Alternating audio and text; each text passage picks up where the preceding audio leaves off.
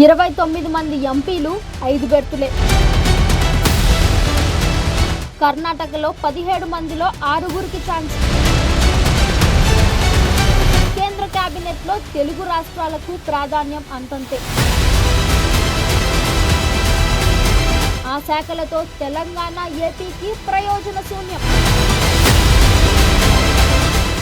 North బీజేపీకి hand ఇస్తే south India ఊపిరిపోసింది. ముఖ్యంగా తెలుగు రాష్ట్రాలు అక్కున చేర్చుకొని కష్టకాలంలో ఎన్డీఏకు ఆక్సిజన్ అందించాయి. మరి కేంద్ర కేబినెట్ లో అటు తెలంగాణ, ఇటు ఆంధ్రప్రదేశ్ కు సముచిత స్థానం దక్కిందా అనే చర్చ రాజకీయ వర్గాల్లో జోరుగా సాగుతోంది. తగిన ప్రాధాన్యం దక్కిందంటూ కొందరు చెబుతుంటే మరికొందరేమో పెద్దపీట వేయలేదంటూ పెదవి విరుస్తున్నారు.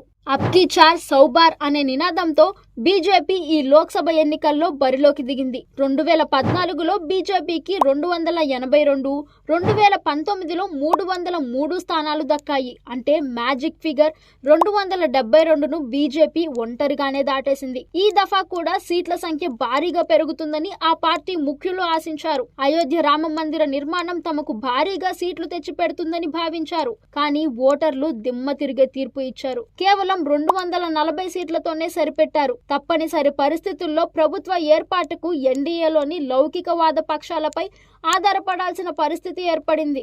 ముఖ్యంగా టీడీపీ, జేడీయూ, రాష్ట్రీయ లోక్ దళ్ తదితరాల మద్దతు కీలకంగా మారింది. వాస్తవానికి బీజేపీ నార్త్ ఇండియాపై భారీగా ఆశలు పెట్టుకుంది. గత 10 ఏళ్లలో ఉత్తరాది నేతలకు భారీగా ప్రాధాన్యత ఇచ్చారు. కానీ ఉత్తరప్రదేశ్, రాజస్థాన్, మహారాష్ట్ర తదితర రాష్ట్రాల్లో తామర పువ్వు వాడిపోయింది. ఎన్నో ఆశలు పెట్టుకున్న యూపీలో 80 సీట్లకు 33 చోట్ల విజయం దక్కింది. అయోధ్య రామ మందిరం ఉండే ఫైజాబాద్ లో సమాజ్వాదీ పార్టీ గెలవడం గమనార్హం. మహారాష్ట్రలో కేవలం 9 సీట్లతోనే సరిపెట్టుకోవాల్సి వచ్చింది. ఎంతో పట్టు ఉన్న రాజస్థాన్ లోనూ 14 స్థానాల్లోనే కమలం వికసించింది. అయితే గతంలో లేని విధంగా సౌత్ ఇండియాలో ఒక తమిళనాడులో మినహా అనుకూల ఫలితాలు రావడంతో బీజేపీకి గౌరవప్రదమైన స్థానాలు దక్కాయి. కర్ణాటకలో 17, తెలంగాణలో 8, ఏపీలో కూటమి 21 చోట్ల విజయం సాధించడంతో పరువు దక్కిందని ఆ పార్టీ నేతలు ఊపిరి పీల్చుకున్నారు. కష్టకాలంలో ఆదుకున్న సౌత్ స్టేట్స్ కి కేబినెట్ లో ప్రాధాన్యం తగ్గుతుందని అందరూ భావించారు.